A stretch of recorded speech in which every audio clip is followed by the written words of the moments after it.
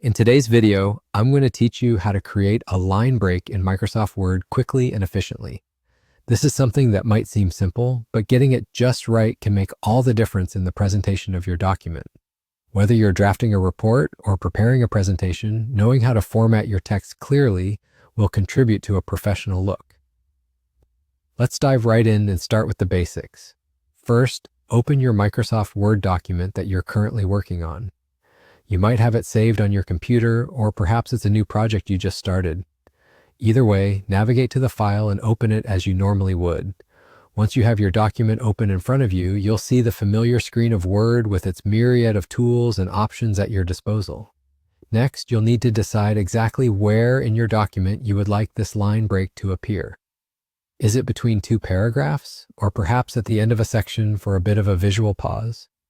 Simply scroll through your document and click your mouse, or if you're on a touch device, tap, to place the cursor in the exact location you want this line to appear. Think of this as setting the stage for your next text element or breaking up sections for better readability.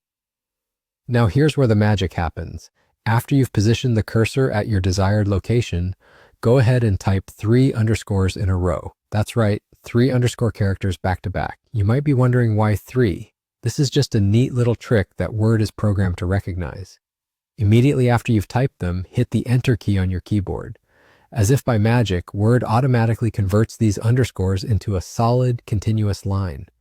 And there you have it, a clean, professional-looking line break right in your document. This method is incredibly simple, yet incredibly effective. It's a handy tool to remember because it requires no navigating through menus or searching for hidden settings.